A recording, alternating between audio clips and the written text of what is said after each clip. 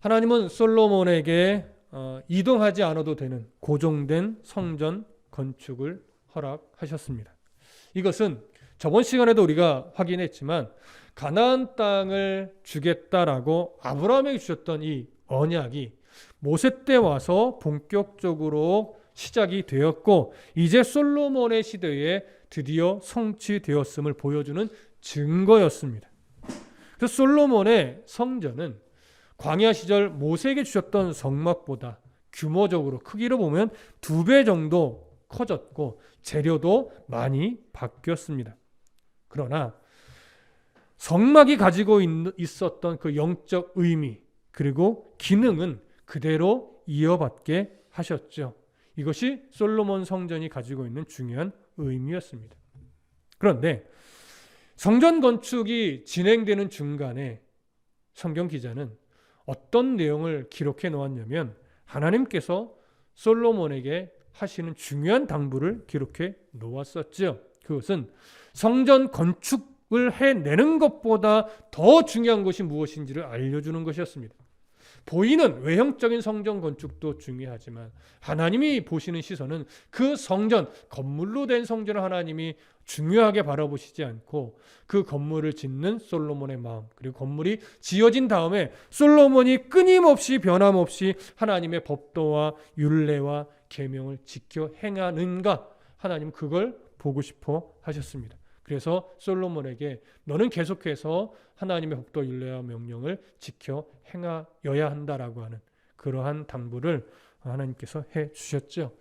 그 당부에 이어서 오늘 본문은 성전 내부의 장식을 하는 그런 기록입니다. 우리는 오늘 이 성전 내부의 이 장식과 관련된 내용을 살펴보면서 내부의 구조를 파악하고 이러지는 않을 겁니다. 그 구조보다는 오늘 본문에서는 그 장식의 부분들이 가지고 있는 중요한 상징적 의미가 중요하고 또 그것을 넘어서서 이 성전을 바라보신 하나님의 마음을 아는 것이 더 중요할 것입니다. 그래서 그 두 가지를 중심으로 해서 오늘 본문을 살펴볼 것입니다. 자, 먼저 14절부터 22절을 함께 한 번 더 읽겠습니다. 14절부터 22절입니다. 시작. 솔로몬이 성전 건축하기를 마치고 백향목 널판으로 성전의 안벽 곧 성전 마루에서 천장까지의 벽에 입히고 또 잣나무 널판으로 성전 마루를 놓고 또 성전 뒤쪽에서부터 20규빗 되는 곳에 마루에서 천장까지 백향목 널판으로 가로막아 성전의 내소 곧 지성소를 만들었으며 내소 앞에 있는 외소 곧 성소의 길이가 40규빗이며 성전 안에 입힌 백향목에는 박과 핀꽃을 아로 새겼고 모두 백향목이라 돌이 보이지 아니하며 여호와의 언약궤를 두기 위하여 성전 안에 내소를 마련하였는데 그 내소의 안은 길이가 20규빗이요 너비가 20규빗이요 높이가 20규빗이라 정금으로 입혔고 백향목 제단에도 입혔더라. 솔로몬이 정금으로 외소 안에 입히고 내소에 금사슬로 건너지르고 내소를 금으로 입히고 온 성전을 금으로 입히기를 마치고 내소에 속한 제단의 전부를 금으로 입혔더라. 자, 우리가 읽은 본문에서 14절의 이 내용을 보면 솔로몬이 성전 건축하기를 마치고 이렇게 표현을 하고 있습니다. 이것은 이미 9절에서 언급했듯이 솔로몬의 모든 성전 건축까지 끝났다는 의미가 아니라 성전의 어떤 골격 그리고 뼈대, 벽 이런 것들을 세우는 외형적인 공사, 외부 공사가 끝났다라고 하는 의미입니다. 그러니 오늘 14절에서 솔로몬이 성전 건축하기를 마치고라는 표현은 이제 어떠한 공사로 들어간다는 거예요? 내부 공사. 어떤 내장 공사라고 하지요.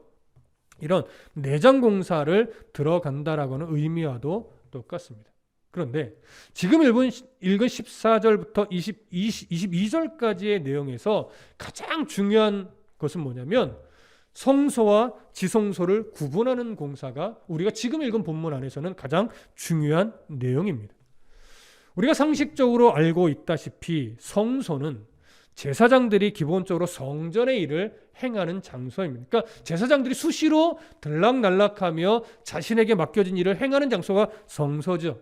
반면에 지성소는 언약궤가 놓여 있는 곳으로서 하나님의 임재를 상징하는 장소입니다. 이 지성소는 제사장이라고 해서 아무 때나 또 제사장이란 이름만 있으면 아무나 들어갈 수 있는 곳은 아닙니다.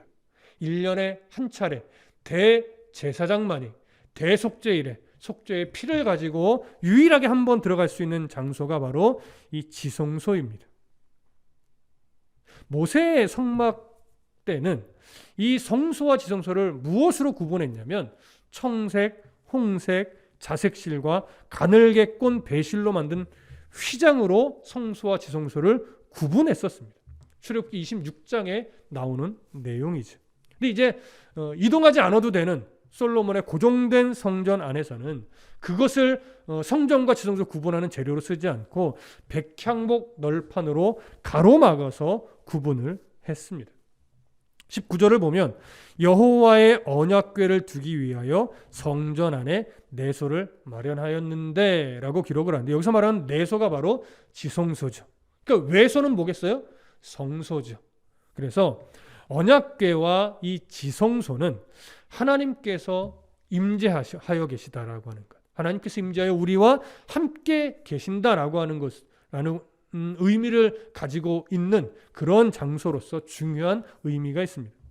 당시 이스라엘 백성들, 그 오늘날의 우리들은 항상 성소, 지성소 이러한 어떤 이야기를 들으면, 특히 지성소, 언약궤 이러한 이야기를 들으면 언제나 우리 마음에 무엇을 새겨야 되냐면, 하나님께서 지금 우리와 함께 계시지. 내가 하나님 앞에서 지금 바르게 살아가야지. 코람데오라고도 하죠. 언제나 하나님 앞에서, 나와 함께 계신 그 하나님 앞에서 내가 바르게 순종하며 살아가고 있는지, 내가 그 하나님 보시기에 부끄럽지 않은 삶의 흔적이 있는지 늘 이런 것들을 점검해야 돼요. 그렇다면 당시 이스라엘 백성도 마찬가지예요. 성전을 바라보면서 먼저 뭘 생각해야 돼요? 성소 안에 그 지성소에 임재해 계신 하나님을 먼저 바라봐야 돼요. 그러면 바라볼 때 성전에 하나님 임재해 계시니까 역시 우리는 든든해, 이것으로 끝나야 됩니까? 아니요. 이스라엘은 거기서 실패를 했었어요. 그냥 그것으로 만족했고, 그것이 마치 우리가 복을 받는 보증수표처럼 내가 어떻게 살든지 상관없이 그냥 성전에 하나님이 임재해 계셨으니까 우리는 모든 것에 복받는 보증수표가 됐어. 이렇게 여기고 삶을 사실은 간과했던 거죠. 그들 또한 성전을 바라보면서 임재하신 하나님 앞에서 자신들의 삶이 정말 하나님의 법도와 율례와 계명 앞에 바른 순종을 해내는 그런 삶을 살아가고 있었는지 그들도 늘 스스로를 점검했어야 하듯이, 오늘 우리도 이런 말씀을 대할 때마다 나는 임재하신 하나님 앞에서 바른 순종을 가지고 살아가고 있는가, 이걸 늘 점검하는 그런 성도가 되어야 할 겁니다. 21절과 22절에 보면 성소와 지성소 그리고 성소의 입구에 놓인 제단까지 모두 무엇으로 입혔다라고 기록하고 있냐면 정금으로 입혔다라고 기록을 하고 있습니다. 이뿐만 아니라 27절과 28절에 보면 지성소 안에 있는 그룹의 형상도 금으로 입혔고, 30절에 보면 성소와 지성소의 마루도 금으로 입혔고, 그 외에 여러 장식물, 이제 8장으로 넘어가면 또 7장으로 넘어가면 그런 내용들이 나오는데, 여러 장식물도 대부분 다 금으로 입혔다고 합니다. 이렇게 성전의 내부, 지성소와 성소를 구분하고 그 전체적인 성소 안에 있는 모든 장식물들이, 말하자면 인테리어들이 금으로 입혔다라고 하는 것은 오늘 우리에게 중요한 의미를 줄 겁니다. 이 금으로 입혔다라고 하는 것이 말하자면 금을 발랐다는 의미니, 발랐다는 게 도금했다라고 하는 거죠. 도금을 했다는 의미인지 아니면 금을 얇게 두드려 펴서 그 위를 감싸버렸다라고 하는 것인지 사실은 정확하게 알기는 어렵습니다. 중요한 것은 뭐예요? 전체를 다 어떻게 됐든 금으로 장식했다라고 하는 것은 중요하죠. 그러면 이렇게 성전 내부에 장식된 이 금은 무엇을 상징하겠습니까? 여러분 딱 떠오르는 그것이 있을 텐데 바로 그것도 거의 정답일 겁니다. 여러분, 기본적으로 정금은 우리가 보편적으로 보는 황금과는 조금 성격이 다르죠. 황금과 정금의 차이가 뭐예요? 불순물의 차이예요. 정금은 일반적인 황금을 더 불에 태워서 불순물이 다 날아가게 만든 거예요. 그래서 불순물이 없는 금을 우리는 정금이라고 합니다. 불로 연단된 금이죠. 그래서 이렇게 불순물이 제거된 정금은 항상 이스라엘의 문화 안에서 빛, 순전함 이런 것들을 상징하고 어떤 불변성, 영원성 이런 것들도 상징을 합니다. 그래서 성전 안에 이 장식된 이 정금으로 장식된 이 모습은 결국 빛이신 하나님, 또 빛 가운데 임재해 계시는 하나님, 또한 영원하신 하나님, 또 영원하신 그 하나님의 나라, 이러한 상징적 의미를 가지고 있습니다. 그래서 항상 이렇게 금으로 장식된 성전을 바라보는 이스라엘 백성들, 오늘날 우리도 마찬가지지만 늘 정금처럼 변하지 않는 믿음을 가지려고 노력해야 할 것이고, 또한 영원한 하나님, 또 그 하나님께서 우리를 위해 예비하신 영원한 하나님의 나라를 소망하는 믿음을 끊임없이 가지고 살아가는 그런 성도가 되어야 할 것입니다. 그래서 특히 성전 안의 금은 불변성, 영원성, 영원하신 하나님, 영원하신 하나님의 나라, 이런 것들을 상징하고 있다라고 하는 것 우리가 조금 기억해 두실 필요가 있을 겁니다. 이제 조금 더 본문으로 들어갑니다. 23절부터 28절까지 우리 함께 읽도록 하겠습니다. 23절부터 28절 시작. 내소 안에 감람나무로 그 두 그룹을 만들었는데 그 높이가 각각 10규빗이라. 한 그룹의 이쪽 날개도 5규빗이요 저쪽 날개도 5규빗이니 이쪽 날개 끝으로부터 저쪽 날개 끝까지 10규빗이며 다른 그룹도 10규빗이니 그 두 그룹은 같은 크기와 같은 모양이요 이 그룹의 높이가 10규빗이요 저 그룹도 같았더라.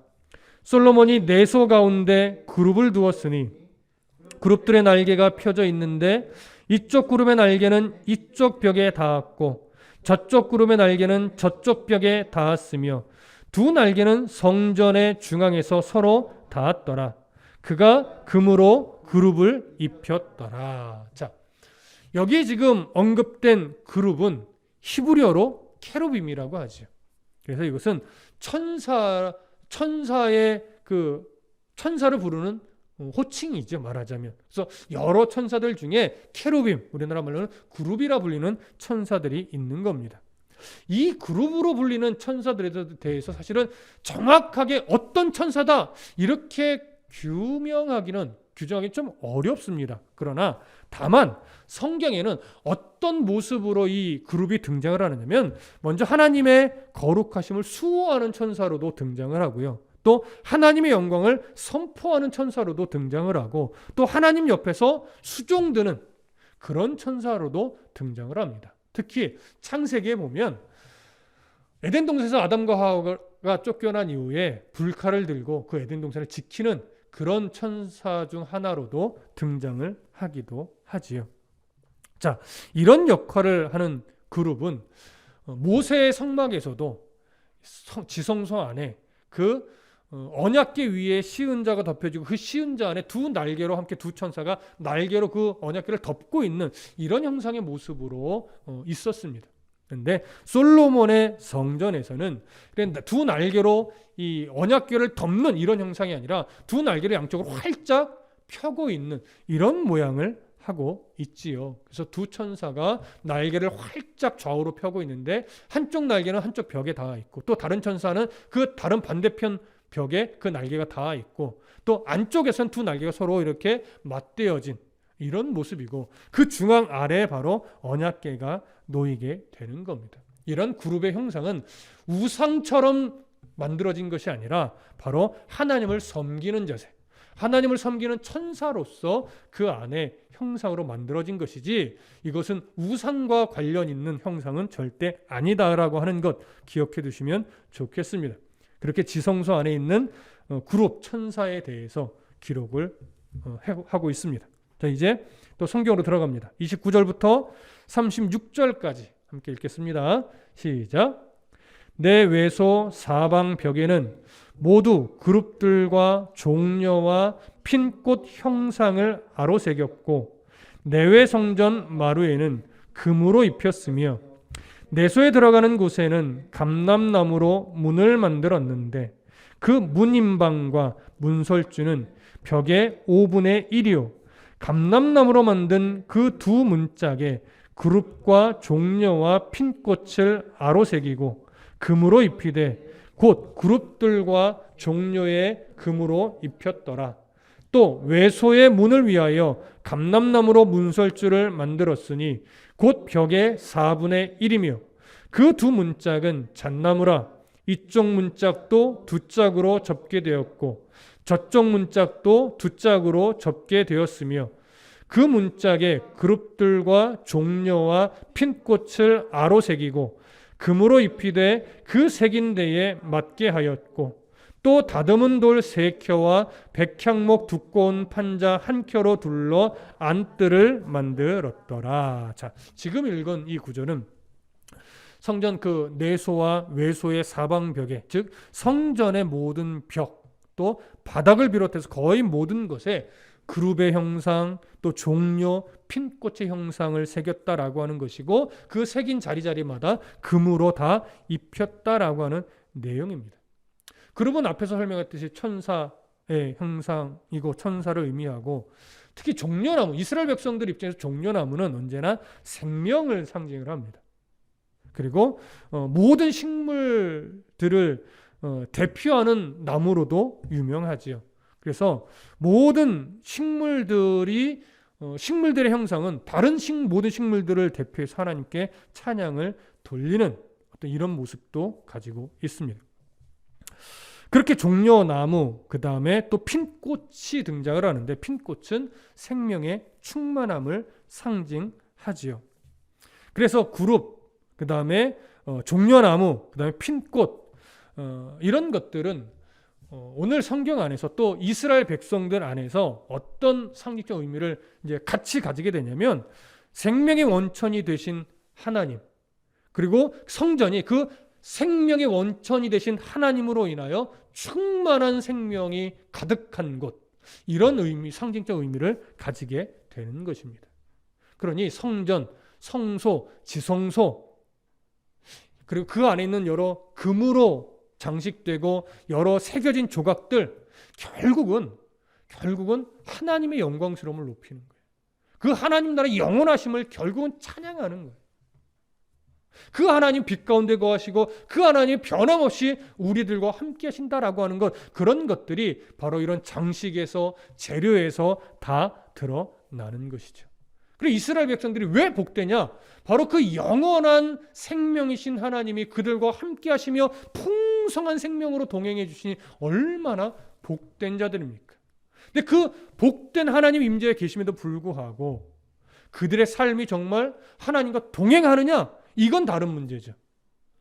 상징적 의미를 담은 그것을 바라보며 정말 하나님과 동행하는 삶을 살아내는 것이 가장 중요한데 그 상징적 의미는 상징으로만 남겨두고 삶은 하나님과 동행하지 않는다면 그 성전은 아무런 의미도 아무런 가치도 없는 것입니다. 그러니 성전을 바라보는 이스라엘 백성들은 이 상징적 의미를 어떻게 받아들이고 의미를 어떻게 삶 속에 스며들게 하느냐 이것이 오늘 하나님이 보고 싶은 마음일 겁니다.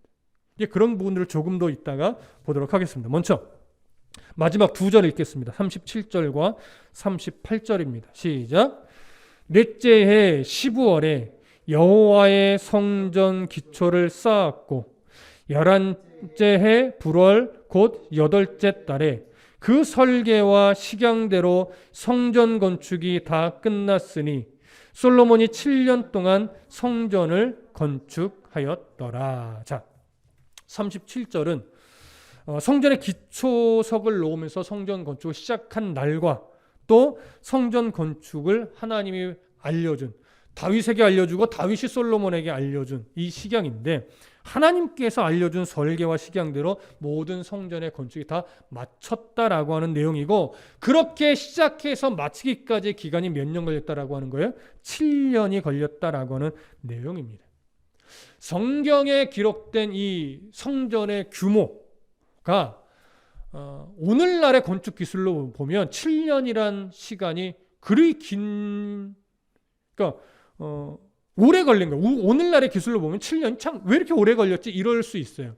그러나 당시의 기술력 또 당시의 작업 환경으로 본다면 7년은 어떻게 보면 매우 빨리 건축을 끝낸 겁니다. 역사적으로 볼 때 이집트의 피라미드는 보통 20년이 걸렸다라고 하고 세계 7대 불가사의로 알려져 있는 에베소에 있는 아데미 신전은 120년 이상, 100년 이상이 걸렸다라고 말을 하죠. 이런 것과 비교해 보면 솔로몬의 성전은 매우 빨리 끝난 것이라고도 볼 수 있습니다. 그럼 왜 솔로몬의 성전이 이렇게 빨리 건축할 수 있었을까요? 우리가 상황적으로 볼 때 이미 다윗 때부터 성전 건축을 위한 수많은 재료들을 미리 준비해 놨었습니다. 그리고 또한 솔로몬 때 히람과 이 동맹을 맺으면서 재료 공급에 별로 어려움이 없었어요. 그리고 솔로몬은 수많은 인력과 또 물질들을 동원했는데 동원만 한 것이 아니라 아주 지혜롭게 효율적으로 그것을 잘 운영했지요. 또한 성전 건축에 대한 열정도 누구보다도 뜨거웠었습니다. 이런 것들이 조화를 이루니까 성전 건축이 지체될 이유가 전혀 없었어요. 그래서 7년 만에 성전을 가장 아름답게 지을 수 있었던 것입니다. 자, 우리가 여기까지, 물론 앞으로 성전 안에 들어가는 여러 기구들을 만드는 내용도 남아있지만 성전 건축의 외형과 또 내장까지 다 마치 7년 동안 해서 마쳤어요. 이 기록이 이제 준비 과정 5장에 그리고 성전 건축이 시작돼서 외형과 또 내장을 마치는 것이 6장에 기록되어 있는데, 그리고 성전과 관련돼서는 7장에서도 나오고 봉헌은 이제 8장에서도 나와요. 아직 성전 건축 이야기는 2장이 더 가야 돼요. 이것으로 끝나지 않습니다. 그런데 놀라운 건 하나님께서 이 성전 건축에 대한 기록이 쭉 진행이 되는 그 내용 안에 솔로몬에게 너 참 성전 건축을 잘했다. 너 참 성전 건축을 너무 아름답게 잘 지었다. 내가 흡족하다. 이런 기록이 있을까요? 없을까요? 그런 기록이 없습니다. 성전 건축을 어떤 부정적으로 표현하는 기록도 물론 없지만 하나님이 솔로몬이 지은 성전 건축을 기뻐했고 너무나 흡족했고 기특하게 여겼고 이런 식의 내용이 없어요. 오히려 무엇만 있냐면 솔로몬이 건축한 건축은 하나님이 알려준 식양대로 했을 뿐이다. 이런 식의 느낌이 더 많아요. 그리고 솔로몬에게 당부를 계속합니다. 어떻게 해요? 건축도 좋지만 너는 끝까지 놓치지 말아야 될 것은 건축의 아름다움이 아니라 성전의 아름다움이 아니라 나의 법도와 율례와 계명을 끊임없이 잘 지켜내는 것. 성전 건축 이후에 성전 건축한 자답게 얼마만큼 하나님의 말씀에 바른 순종을 하며 살아가느냐. 하나님 계속해서 끊임없이 그 당부를 하고 있다라고 하는 사실이에요. 그러니 우리가 이 어떻게 보면 6장, 7장, 8장까지 넘어가는 과정은요, 조금은 지루해져요.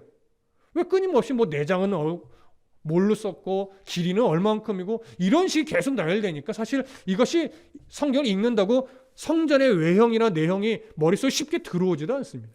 그러니까 성전을 이 부분을 읽으면서 항상 성경보다 뭘 보게 돼요? 옆에 그려진 그림을 보게 되죠. 아, 이런 모양이구나.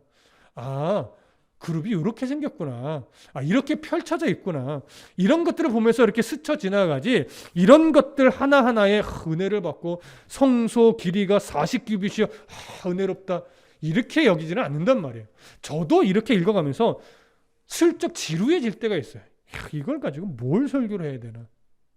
그렇잖아요. 설명하는 것으로 거의 끝나버릴 수도 있는 그런 내용인데 잘 보다 보니까 이상하게 이렇게 아름답고 거룩한 성전을 짓는데 하나님이 그 성전 건축을 칭찬하는 내용이 없더라 이거예요.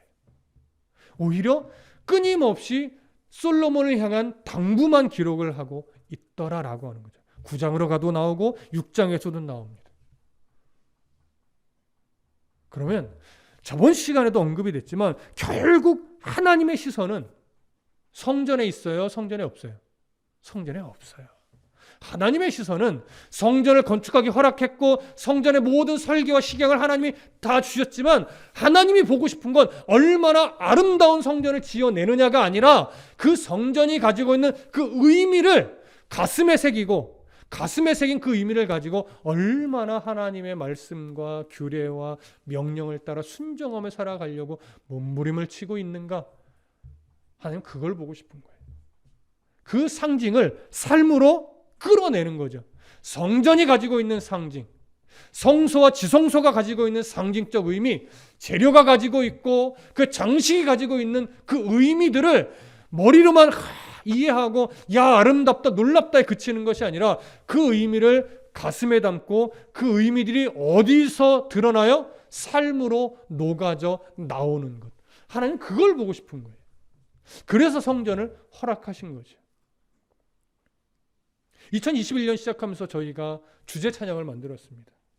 나름 고심하고 나름 기도하면서 가사를 썼고 우리 간사님 기도하는 마음으로 곡을 붙였고 또 우리 집사님 또 우리 청년 함께 연주를 하고 또 전도사님도 함께 또 노래 녹음을 하면서 하나님 이 곡이 정말 하나님 앞에 드려지는 찬송이 되고 2021년을 살아가는 우리 다드림교회 성도들이 이 찬양의 가사를 나의 신앙의 고백으로 삼아서 정말로 하나님 앞에 이리떼와 같은 세상 속에 본을 보던 양으로 잘 견디며 잘 인내하며 하나님이 기뻐하는 삶을 살아낼 수 있게 해주십시오. 이렇게 기도하며 찬양을 만들었고 우리는 이미 수차례 부르고 있습니다. 영상으로도 만들어서 함께 나누었고 악보도 공유해서 나누고 있습니다. 그러면 여러분 이 찬양이 야 잘 지었네, 야 연주 잘했네, 오 웬일이야 이렇게 작은 교회에서 이런 음원을 만들어냈어 이런 놀라움으로 그친다면 사실 아무런 의미가 없는 거죠. 그것이 우리의 입술로 고백되어지고 고백되어진 그 가사가 마음에 새겨지고 마음에 새겨진 그 가사가 실제 삶의 현장에서 힘겹고 어렵고 말도 안 되는 상황에 놓였을 때 내가 양으로 살아가는 자지 나의 주인은 목자신 하나님이지 그 하나님이 나를 지켜내는 내가 뭘 두려워해. 그 말씀대로 내가 오늘도 견디며 인내하며 살아가면 하나님이 나의 이 성도의 삶을 기뻐 받으시고 하나님이 선한 길로 인도하시며 끝내 영원하신 하나님 나라의 백성으로서 우리를 인도하실 텐데 내가 왜 이렇게 염려에 매이고 근심에 매이는가? 여러분 이렇게 삶으로 녹아지어서 찬양이 불려지고 고백되어진다면 그것만큼 의미 있는 것은 없을 겁니다.